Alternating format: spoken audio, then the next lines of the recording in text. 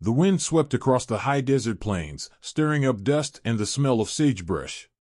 The sun hung low in the sky, casting long shadows over the rugged landscape of northern Nevada. Among the rocky outcroppings and sparse vegetation, a lone mountain lion crouched low to the ground, its eyes locked on a herd of mule deer grazing in the distance. Its coat, a tawny blend of gold and brown, blended seamlessly into the dry grass, rendering it nearly invisible to its prey. The lion had been tracking this herd for hours, waiting for the perfect moment.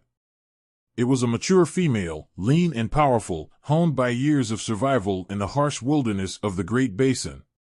Hunger gnawed at her belly, a constant reminder of the need to find food, especially now as the colder months loomed. Winter was not far off, and every kill would count in ensuring her survival. Her muscles twitched with anticipation as she watched the deer. They were nervous, their ears flicking and heads rising every few moments to check for predators. The lion knew their patterns well. These creatures were always on edge, but in the early evening twilight, their vigilance often waned. She crept forward, inch by inch, her body moving with the grace of a shadow. Each step was calculated, each pause measured to keep her presence unknown. As she closed the distance, a young fawn separated from the group, wandering toward a patch of lusher grass near a dry creek bed. The lion's eyes narrowed, her focus sharpening on this lone, vulnerable target. The fawn would be an easy kill, but easy kills were never guaranteed. One wrong move, one shift of the wind, and the entire herd would bolt. Suddenly, the wind changed direction. The lion froze. The fawn lifted its head, sniffing the air, its large eyes wide with instinctive fear. The herd became alert, their muscles tensing, ready to flee. For a long, breathless moment, the mountain lion and her prey were locked in a deadly standstill. Then, with a flick of her tail, the lion made her move. She sprang from her hiding place, a blur of motion and raw power. The fawn bolted, bleeding in panic, but it was too late.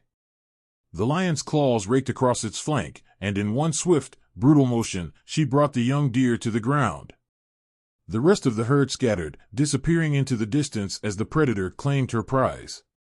The kill was quick, merciful even, as the lion sank her teeth into the fawn's throat, cutting off its air supply. Once the struggle ceased, the lion dragged the carcass into the shadows of the nearby rocks, where she could feed in peace. Blood smeared her fur as she tore into the soft belly of the deer, devouring the warm flesh with a hunger that had been building for days. As the sun dipped below the horizon, the temperature began to plummet. The lion, belly full, licked the blood from her paws and face, her sharp eyes scanning the surrounding area for any sign of scavengers. Coyotes and other predators would surely pick up the scent of the kill soon, but for now, the night belonged to her. She slept lightly, the rhythmic hum of the desert winds and the occasional rustle of distant creatures keeping her senses attuned to her surroundings. For the lion, there was no true rest. Even in the safety of the darkness, danger lurked. The hunger of others was never far behind. Weeks passed, and the mountain lion continued her journey north, following the natural migration paths of her prey. The landscape shifted as she crossed into northern Utah, where the rolling hills and sparse forests offered new opportunities and new challenges. Here, the mule deer were larger, stronger, and the terrain more rugged. But the lion was undeterred. She had survived too long in these unforgiving lands to be slowed by terrain or prey that fought back. One evening, as the stars began to dot the darkening sky, the lion found herself on the edge of a forested ridge, overlooking a wide valley. A herd of elk grazed below, their massive bodies casting long shadows in the fading light. Elk were dangerous prey, far more formidable than the deer she was accustomed to hunting. But they were also abundant, and a single kill could feed her for days. The lion crouched low, her yellow eyes gleaming in the twilight. She began her slow approach, moving like a ghost through the underbrush. Her eyes locked onto a calf trailing behind the herd, its movements slower than the adults, its legs still unsure on the rough terrain. The lion knew the risks. Elk calves were heavily protected by the adults, and a misstep could mean injury or worse. But the promise of a meal was too tempting to ignore. Her muscles coiled as she prepared to strike, each step deliberate, each pause filled with the pounding of her heart. Suddenly, a loud bellow rang through the valley. One of the adult elk, a massive cow, had spotted her. The herd shifted in an instant, forming a defensive circle around the calves, their antlers lowered, ready to charge. The lion hesitated. She could take down the calf if she moved quickly enough, but the threat of those sharp, deadly antlers was too great. Reluctantly, she withdrew into the shadows. It was not worth the risk. There would be other chances. The lion turned and slipped away, her body blending once again into the wilderness. As winter crept closer, the mountain lion pushed farther north, eventually crossing into southern Idaho. The cold bit harder here, the nights growing longer, and the game scarcer.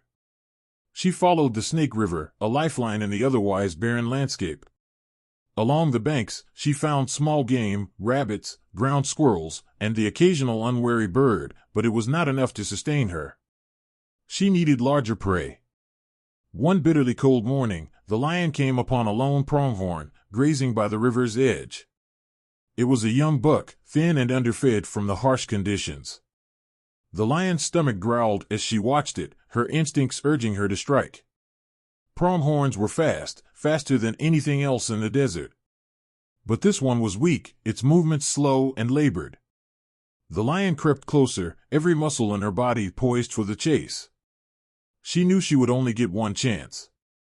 If the pronghorn spotted her too soon, it would be gone in an instant, vanishing into the endless expanse of the plains. She waited, heart-pounding, until the pronghorn turned its back. Then, with a burst of speed, she lunged from the shadows. The pronghorn bolted, its long legs carrying it across the flat land with incredible speed. But the lion was faster than the buck had anticipated. Her powerful legs pumped furiously, closing the gap between predator and prey.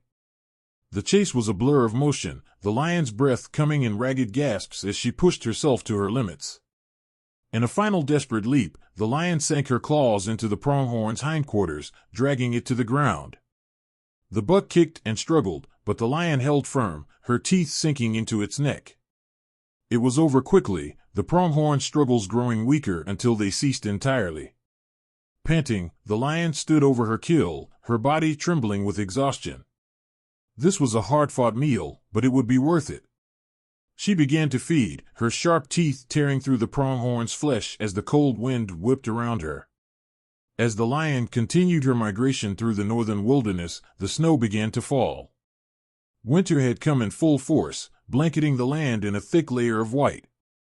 But the mountain lion did not fear the cold. She had survived countless winters, and she would survive this one.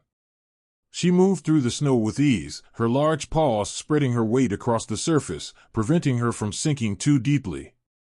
Her keen eyes scanned the landscape, always alert, always watching. She was a creature of instinct, a master of survival, and as long as there was prey to hunt, she would endure. Days turned into weeks, and the mountain lion continued her solitary journey through the remote wilderness of Idaho, Utah, and Nevada. She was a phantom, unseen and unheard by most, moving silently through the mountains and valleys. Her path was one of hunger, of survival, and of the eternal dance between predator and prey.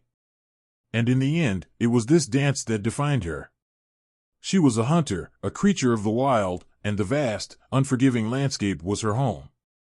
In the deep silence of the northern wilderness, the mountain lion remained, always moving, always hunting, a shadow among shadows. For as long as the mountains stood and the rivers flowed, she would endure, a living testament to the raw power of nature. The silent hunter. The master of her domain.